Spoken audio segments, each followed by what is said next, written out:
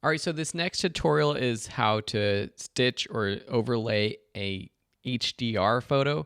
So quickly, an HDR photo is one where you take multiple exposures of the same exact frame. It can be slightly off. It's best if you're using a tripod. Here's an example, and the purpose of doing this is so that you can have a general good exposure throughout your entire frame. So here I overexpose this photo so that we can get all of the detail of the rock.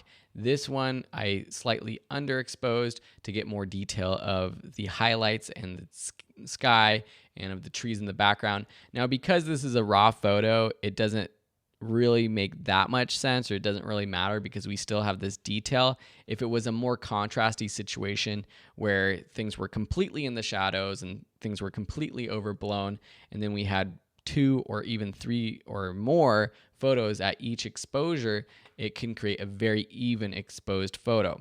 So similar to a panorama, select the photos you want to overlay or add and merge together as an HDR. Right click, go to photo merge and choose HDR. Again, it's going to build this preview. You have options for it to auto align and to automatically adjust the settings. You can do this kind of manually, but I don't know why you would want to actually have to align it yourself unless there's an issue in it. And if there's an issue, you can actually go ahead and make minor adjustments yourself. And then lastly, you have this deghost amount. So depending on if your frame is slightly off, it's going to try to blend the photos together. And sometimes if you have multiple layers and it's trying to blend together, you get a little ghosting, or where you see some parts of the image sort of slightly opaque over the other one. You have these settings right here that will basically have Lightroom try to remove that sort of ghosting effect.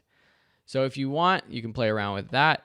Ideally, or usually, it's going to just look good by itself, and all the auto settings will work, and then you just click merge, and then it's going to build the HDR photo just like before, and then we can go ahead and take that photo and do all of our basic edits to it as well. All right, so here on the right-hand side, you have the HDR version. You see that the overall exposure is a little bit better. You have more detail. You do get a little bit more of that clarity and that contrast, something you usually get with HDR.